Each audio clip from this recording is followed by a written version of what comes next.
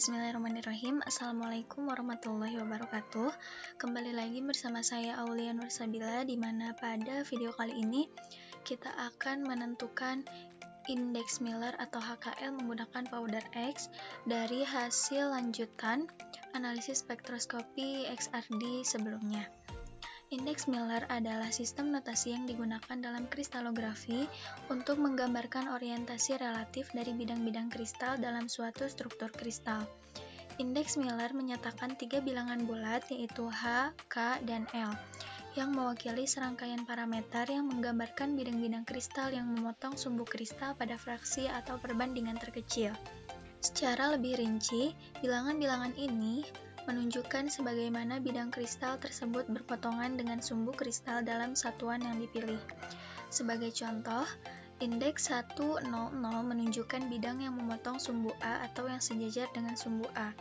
010 menunjukkan bidang yang memotong sumbu B, dan 001 menunjukkan bidang yang memotong sumbu C.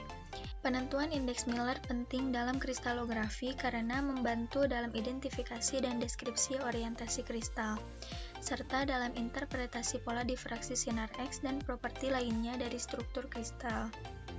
Ini adalah contoh dari struktur kristal dari hasil indeks HKL ya teman-teman, dimana ini indeks HKL-nya 100, maka strukturnya seperti ini, 110 seperti ini, 111 seperti ini, dan seterusnya. Selanjutnya kita langsung saja ke Microsoft Excel dan kita buka terlebih dahulu untuk data XRD-nya yang ini. Kemudian kita copy dan kita pastekan ke Excel di sini. Untuk merapikannya kita klik data, kemudian text to column. Ininya pilih delimited, kemudian next, dan kita checklist yang koma. Kemudian next dan finish. Nah, di sini sudah rapi ya teman-teman. Kemudian yang ininya kita pindahkan ke atas, dan untuk kolom yang kedua ini kita isi dengan jumlah data yang ada di Excel ini ya teman-teman. Kita lihat. Di sini ada 8503. 8503 dikurangi dengan 2 kolom ini, jadi datanya itu ada 8501. Selanjutnya kita save untuk file Excel-nya, dimana hal ini perlu diperhatikan ya teman-teman, karena format dari filenya itu harus sesuai dengan aplikasi powder X-nya nanti. Di sini kita save, tipenya kita ganti menjadi text atau tab delimited yang ini, kemudian namanya kita ganti, dan untuk txt-nya di sini kita ubah menjadi dot seperti ini ya teman-teman. Kemudian save. Nah, setelah di save kita buka untuk data yang tadi, yang ini ya teman-teman. Nah, kemudian kita save as lagi. Di sini simpan sebagai. Kemudian di sininya semua file, dan ininya kita txt-nya kita hapus. Jadi seperti ini. Kemudian kita simpan.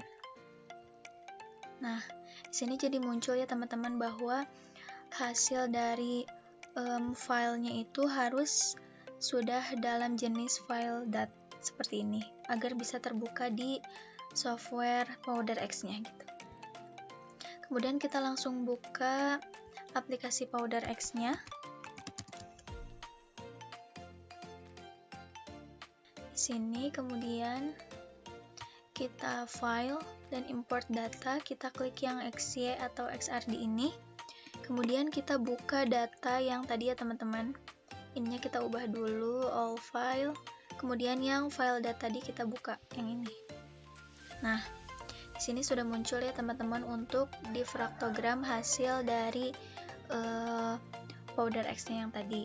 Kemudian setelah itu kita smoothkan datanya, difraktogramnya maksudnya, dengan cara ini, klik yang smooth data, kemudian poinnya kita ubah 19 dan noise levelnya kita ubah 120. Kemudian kita show. Nah, di sini terlihat ya teman-teman, untuk yang sudah di smoothnya itu garis difraktogramnya berwarna biru, kemudian kita oke. Nah, di sini hasilnya jadi lebih smooth ya teman-teman. Jadi garis difraktogramnya tidak terlalu menumpuk seperti sebelumnya. Kemudian di sini juga kita akan ubah backgroundnya gitu, dimana agar line dari difraktogram ini tuh menempel pada ordinat yang di bawah ini gitu. Agar sesuai hasilnya, kita ubah di subtract background yang ini. Kemudian pick up point-nya kita ubah jadi 150 dan repeating-nya 50. Jadi tidak perlu diubah ya teman-teman. Kemudian kita klik show. Nah, di sini terlihat ya ada garis biru dan garis-garis difraktogramnya telah menempel pada garisnya gitu. Berarti telah sesuai. Kemudian kita oke. Nah, di sini hasilnya. Setelah itu kita analisis untuk peak-nya. Peak dari setiap difraktogram. Dari setiap peak yang muncul di difraktogram ini kita analisis dengan klik yang peak ini, kemudian simple peak.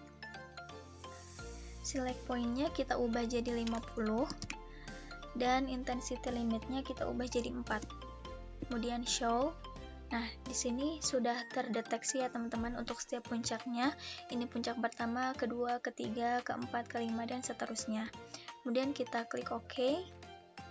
Nah, untuk wavelength-nya di sini kita OK saja.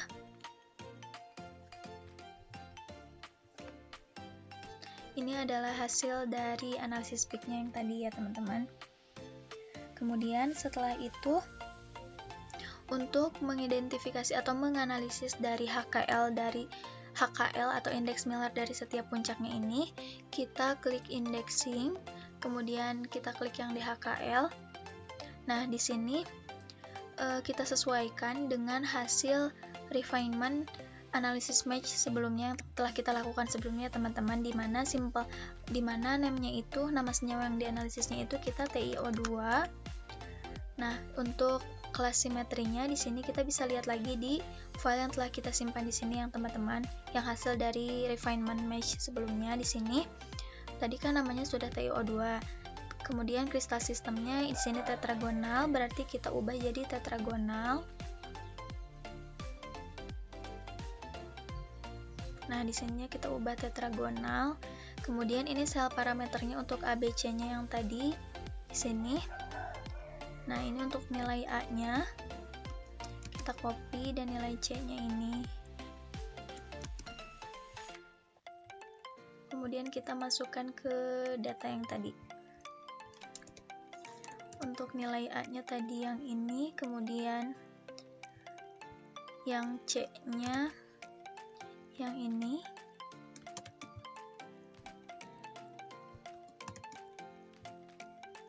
Nah, setelah itu untuk dua tata errornya kita ubah jadi 0,9. Setelah data fasanya sesuai dengan analisis match, kita calculate, kemudian kita pick match. Nah, di sini muncul ya teman-teman, dimana pada puncak ke-1 ini indeks HKL-nya itu 110, puncak keduanya itu 101, puncak ketiga 200, puncak keempat 111, puncak kelima 210, dan seterusnya. Nah, ini untuk hasilnya ya teman-teman, untuk result peak matching-nya. Setelah itu, kita bisa save hasil dari peak match yang ini. Save as.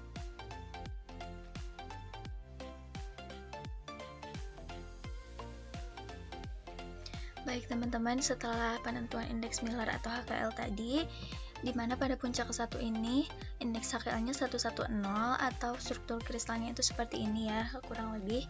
Kemudian 101 untuk puncak keduanya itu seperti ini, Dan untuk puncak keempatnya 111 itu seperti ini, dan seterusnya. Kita bisa analisis dan bisa gambarkan sendiri bagaimana struktur kristalnya dari indeks Miller atau HKL yang telah kita dapatkan dari penentuan indeks Miller ini.